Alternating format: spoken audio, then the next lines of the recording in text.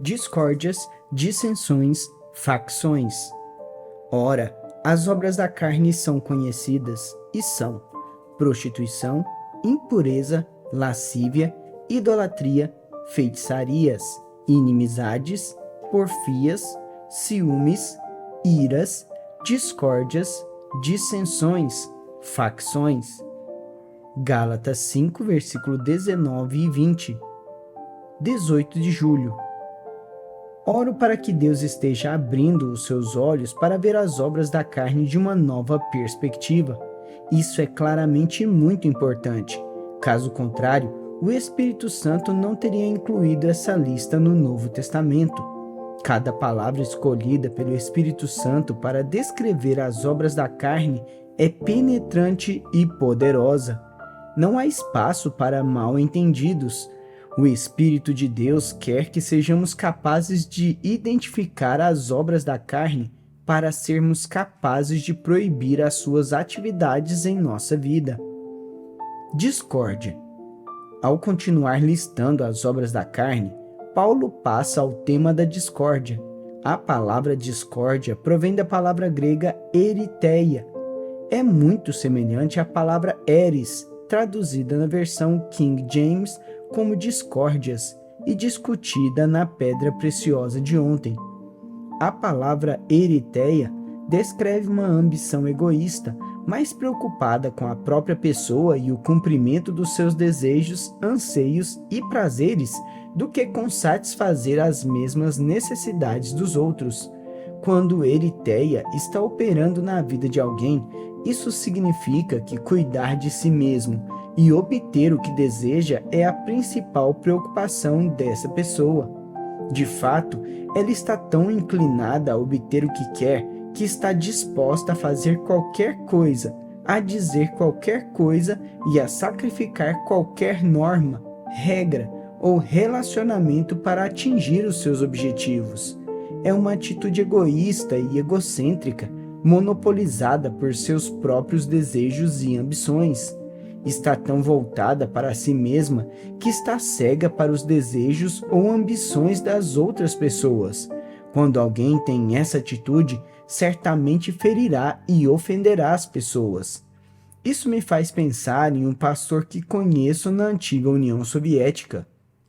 Ele está tão comprometido com a sua causa que não consegue ver nada além de si mesmo. Se alguém menciona uma igreja diferente da sua, ele imediatamente volta a conversa para a sua própria igreja, porque não consegue tolerar alguém falando sobre qualquer coisa além da sua própria obra. Essa característica dele dá a impressão de vaidade. De fato, não conheço qualquer outro pastor da cidade onde ele vive que consiga se relacionar bem com ele. Outros pastores passaram anos tentando estabelecer ligações com esse pastor, mas a única coisa que ele faz é dar as costas e fazer algo doloroso e ofensivo a todos os que tentaram fazer amizade com ele. Dizendo em termos simples, a carne daquele homem está fora de controle e destruiu muitas pessoas. Se você se ouve falar sem parar sobre seus próprios projetos, sonhos e aspirações, mas nunca dá uma parada a fim de perguntar a respeito dos outros, talvez precise entrar na presença de Deus e deixá-lo falar com você sobre egoísmo em sua vida. As pessoas de sua vida sabem tudo sobre você, mas você não sabe nada sobre elas. Se a sua resposta for sim, o que isso diz a respeito de sua atitude para com as outras pessoas? Você é atento aos outros? Você pensa em maneiras de ser uma bênção para eles ou sempre pensa em como os outros podem ser uma bênção para você? A natureza da carne é simplesmente ser egocêntrica. Não se permita ser assim. O Espírito de Deus habita em você e se você ceder ao Espírito Santo, ele irá torná-lo compassivo e atento às necessidades dos outros. De tempos em tempos, você terá de falar propositadamente com a natureza carnal e dizer a ela para calar-se, a fim de que a vida de Jesus possa fluir do seu espírito para identificar e atender às necessidades daqueles que estão à sua volta.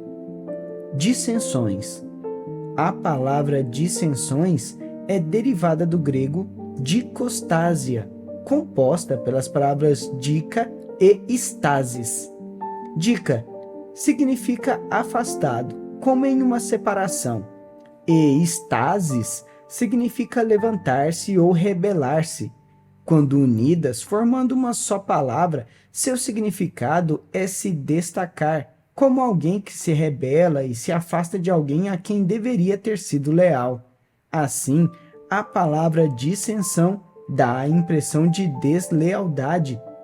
A palavra statis é usada em Mateus, Marcos e Lucas para descrever a insurreição que Barrabás havia liderado na cidade de Jerusalém. Seus atos rebeldes tornaram-no um criminoso conhecido e desprezível na mente das autoridades romanas. Ele havia liderado uma insurreição, uma dissensão, um ato de dikostasia. Barrabás desafiou os poderes, rejeitou sua autoridade e se afastou do seu governo, levando consigo outros rebeldes ao seguir seu próprio caminho. Como frequentemente ocorre quando a carne sediciosa segue o seu caminho, Barrabás e seus companheiros acabaram unindo todos os rebeldes da cidade em uma tentativa de derrubar o governo. Aquele foi o ato máximo de desafio ou deslealdade a uma autoridade estabelecida. Paulo lista a dissensão como uma das obras da carne. É importante você saber que a carne odeia regras, regulamentos e qualquer ordem que lhe é imposta. É por isso que as crianças se rebelam contra seus pais, as mulheres se rebelam contra seus maridos, as igrejas se rebelam contra pastores e as pessoas em geral se rebelam contra Deus. Desafio e rebelião à autoridade é a fonte da maioria das guerras mundiais, guerras civis e conflitos regionais. 99% dos conflitos do mundo são por causa da carne que se recusa a ser comandada e, assim, se levanta para desafiar a autoridade ou as regras que não quer aceitar. Esse é também o motivo de um lindo bebê jogar sua comida pela sala. Quando um bebê age assim, ficamos imaginando como uma criança de aparência inocente poderia se comportar tão mal. Porém, o motivo de uma criança pequena ser capaz de agir tão desafiadoramente é por estar envolta pela carne, e uma das obras da carne é ser rebelde e desafiador. A carne simplesmente não quer ser comandada. Por isso, quando você descobrir em sua carne cada vez mais raiva porque seu chefe, seu pai ou seu pastor age como tendo autoridade em sua vida, é tempo de você se acalmar e mortificar as obras de sua carne. Não ceda aos seus desejos carnais, afastando-se do seu líder designado por Deus. Se você fizer isso, poderá se encontrar em companhia de rebeldes como Barrabás, que se entregou tanto à sua rebelião a ponto de tentar liderar uma derrubada do poder na cidade de Jerusalém. A sua lealdade é importante, a sua deslealdade é prejudicial e destrutiva. Fique perto daqueles a quem Deus chamou para serem seus líderes e seja fiel. Facções. Facções é o item seguinte da lista de Paulo das obras da carne. Essa palavra provém da palavra grega aireses. No Novo Testamento, ela tem um significado singular e usado de maneira diferente do que na literatura secular. Transmite a ideia de uma pessoa ou um grupo de pessoas sectárias. A palavra sectário se refere a um grupo de pessoas que aderem à mesma doutrina ou seguem ardentemente o mesmo líder. Habitualmente, os adeptos de uma seita têm pouca amplitude de visão e são fechados a pessoas de fora, permanecendo basicamente voltados a si mesmos. No tempo do Novo Testamento, esses grupos eram considerados não autorizados, porque não submetiam à autoridade de uma liderança da igreja. Na linguagem contemporânea atual, poderíamos rotular esses grupos sectários de panelinhas, grupos de pessoas que acreditam ou se conduzem como se fossem exclusivas.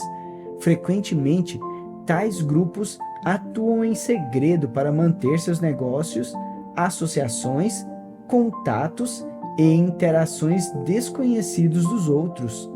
Eles dão a impressão de ser melhores ou mais esclarecidos do que as pessoas externas ao grupo ou de ter uma tarefa especial que ninguém mais pode conhecer. Essa é a razão de eles manterem as demais pessoas de fora e permitirem que tão poucos tenham uma visão interna de sua comunhão, reuniões, conversas ou atividades.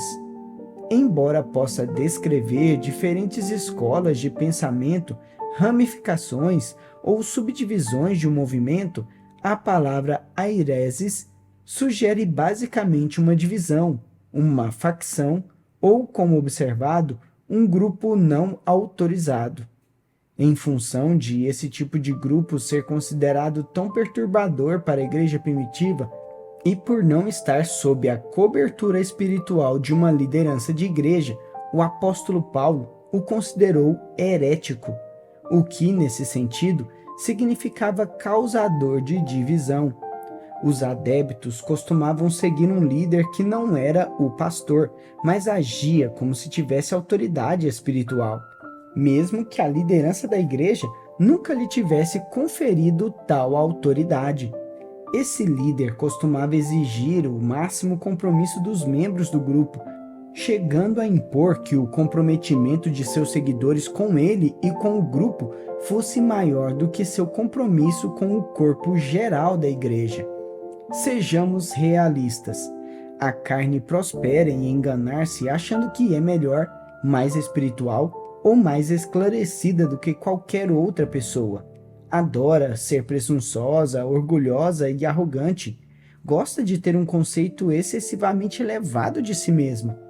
Adora ser egoísta, egocêntrica, egocentrada e sente prazer em cuidar dos seus próprios interesses. E se lhe for permitido, a carne irá se separar em uma facção, uma divisão ou uma seita. Ela gravitará em torno de outros cuja carne também quer acreditar que eles são melhores do que os demais. Quando toda essa carne se reunir em um único lugar, inevitavelmente formará, dentro da igreja, uma panelinha de superelite tão fechada que ninguém mais conseguirá entrar, incluindo o pastor. Paulo era contra o elitismo espiritual e até mesmo o proibiu. Ele chegou a incluí-lo em sua lista de vilões das obras da carne em Gálatas 5, versículo 19 ao 21. Nunca perca de vista o fato de você fazer parte de todo o corpo de Cristo. Deus não deu a você nem a qualquer outra pessoa uma revelação ou verdade tão especial que seja só para algumas pessoas. Você é um membro do corpo de Cristo. Por isso, haja como um. Não deixe a sua carne enganá-lo, fazendo-o pensar que você é membro de uma classe espiritual superior. Diga à sua carne para voltar à realidade e se ocupar em amar e servir aos outros irmãos e irmãs da igreja local. Ouça esta oração e veja se ela se encaixa em sua vida. Senhor, não quero que essas obras da carne sejam ativas em minha vida. Eu me levanto contra elas em nome de Jesus e anseio que o Espírito Santo produza o seu fruto divino em mim. Ajuda-me a ser sensível ao teu espírito e às necessidades dos outros e a permanecer alerta aos momentos em que a minha carne estiver tentando me levar em uma dessas direções erradas. Assim eu oro em nome de Jesus. Para refletir. As pessoas de sua vida sabem tudo sobre você, mas você sabe muito pouco sobre elas?